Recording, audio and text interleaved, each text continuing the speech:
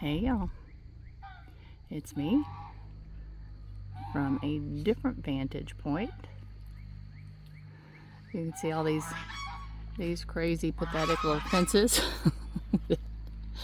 that we've built, but this is a different view of the bird lot. You can see the one section we still have to finish. Hugh's been working on cutting the wood and he thinks he has it finished, so I think Chelsea and I will finish that little section of fence tomorrow and Tuesday. We've got I'm out here with all the old doggies.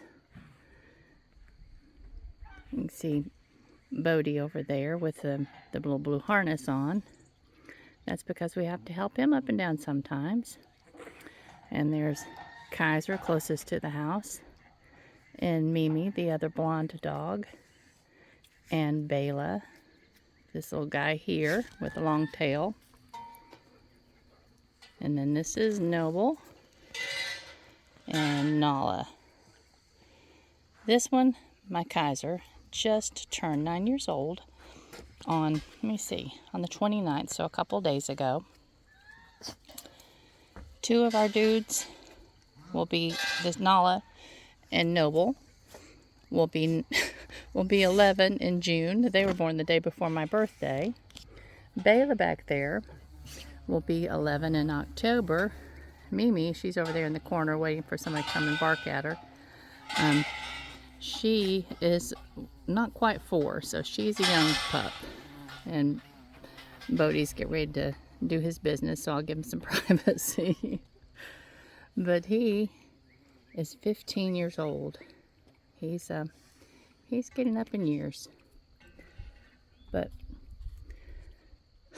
today's kind of quiet. Yeah. Just Hugh and I've been puttering around, doing a little of this and a little bit of that. And actually, I'll take you through. Actually, I'll take you around. There's Bodes. Say hi, Bodes. Say hi, dude. You want to stay outside for a few minutes? You want to stay outside for a few minutes? He says, yeah, maybe I will. I'm filling my oats. He's such a sweet old dude. Such a sweet old dude. All right. Let me take you around front and I'll show you what's going on here today. And I know a lot of y'all will probably, very much like my daddy, say you're not supposed to do anything on Sunday. Sunday's a day of rest. But now that's a subjective thought, because what's restful for one person is not restful for another. Hugh and I don't watch sports games. We don't sit easily. That's annoying for us. And for me, I'm not building fence today, so that's restful. And I have been planting some of my little seedlings out and cleaning up my little rose bed where the chickens had made a mess of it. And that is restful. So I've rested. But I'll bring you down here and show you. I have some really, really, really sad little cabbages at this end, and then down at the other end. I've had them outside for off and on for the last week, hardening them off, and I'm gonna have to put a little snail bait around this wall so that the snails will stop eating them. And then those frilly things, that's either carrots or celery. I'm not sure what, because they all look the same. And then I've got lots of snapdragons up closest to this little trellis. I have some climbing, what are they called, sweet peas on both sides.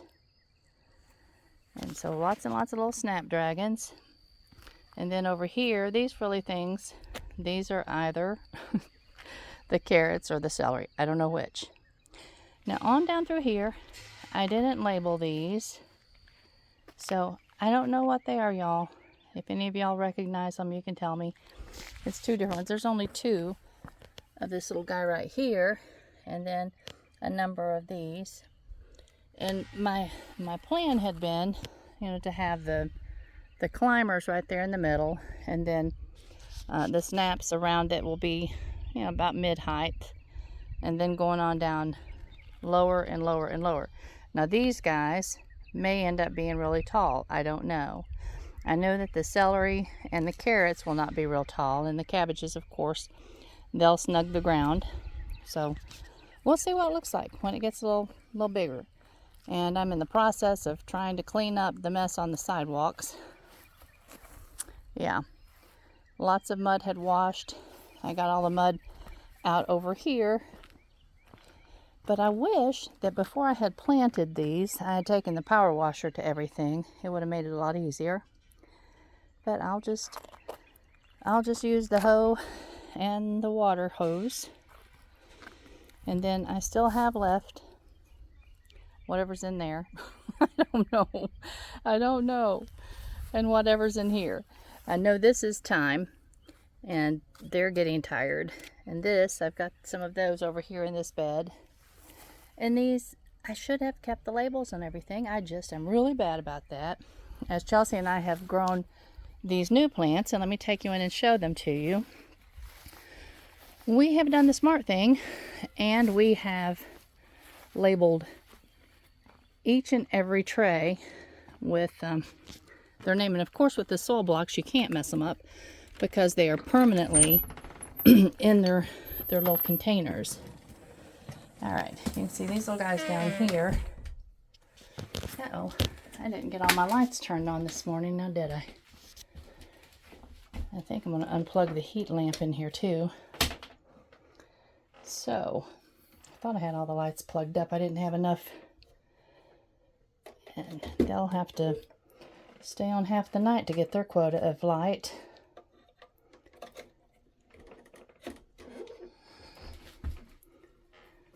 Well, that's one of those live and learn moments. I just came out and flipped on my little breakers and didn't check everything. Up here on the top, we can see we've got a few things breaking.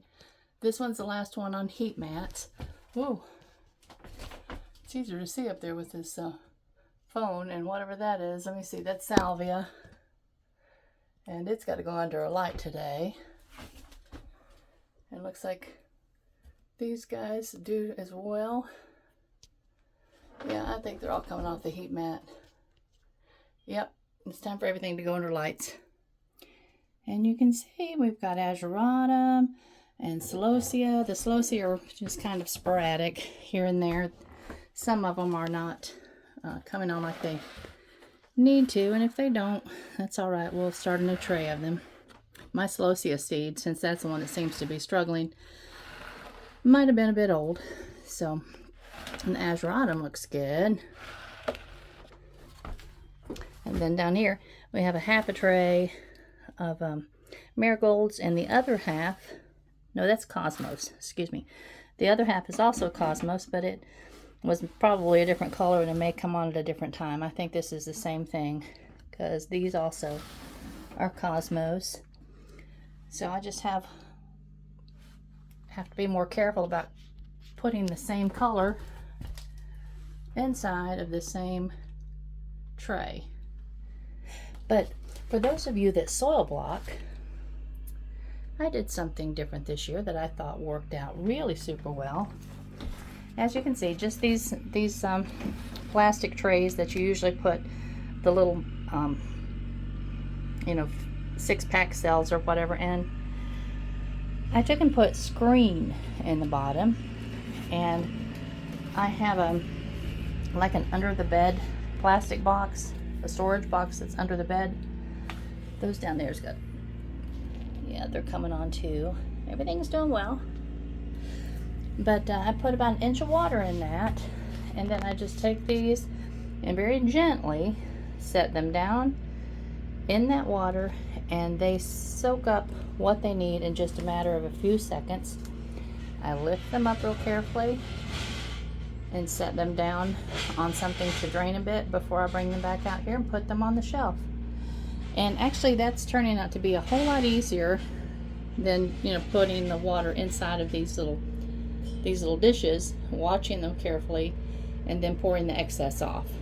I always have a problem pouring the excess off, and usually end up, I don't know, destroying the blocks that are on the corner. And I do pour really, really slowly and really, really gently. But I'm excited, y'all. We got a lot of things happening out here on this porch.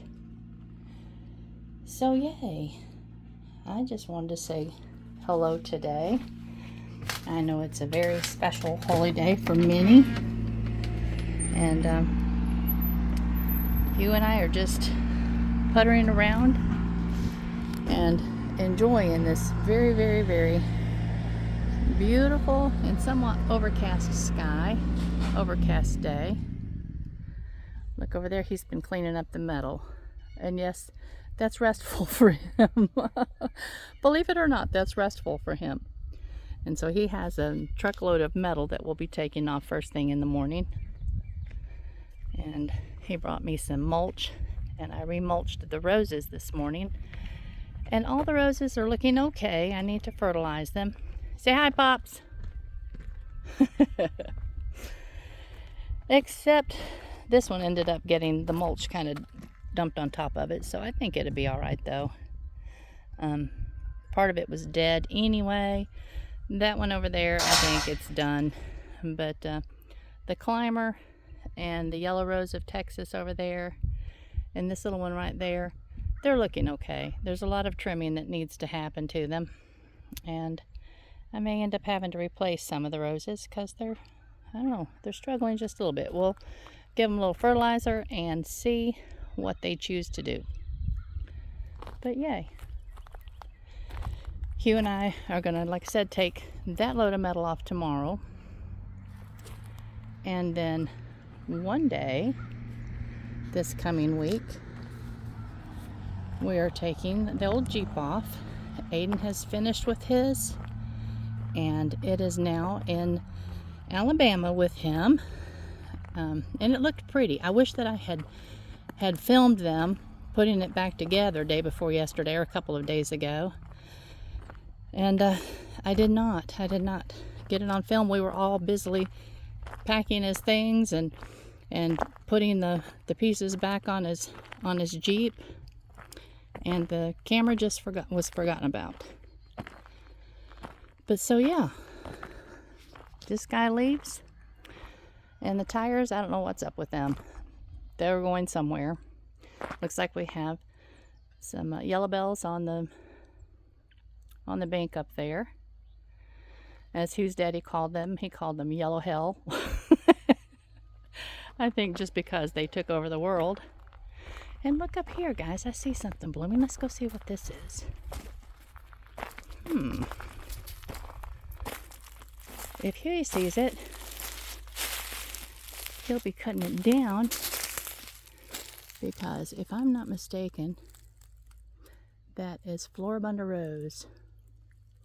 And now that is a problem here in this area. They just take over the world. But back here, when the Jeep is gone, back here in this corner will be where Chelsea and I will build our little self-serve vegetable, egg, and cut flower building. And it's going to be well protected up under all of these trees. It will stay cool, and we'll have a little roof over it so that nothing will get pounded. But it won't be huge, but it'll be big enough to serve its little purpose. And it will be cute. Over here, we have some daffies. And I've seen them blooming all over the place for a month, so these guys are slow. I guess that's because they're under this tree and it's cooler right here. But anyway, y'all, I'm just excited to get this little corner cleaned up. It's the first thing that anybody sees when they turn into our driveway. And all of you mamas out there, you know that that's just not what you want your world to look like. But I also, after having lived on a farm for all of these years, and then coming back to live on a farm for years, and probably spending the rest of my life on a farm, well, I know it will, but you just get used to it. You just say, oh well, it is what it is.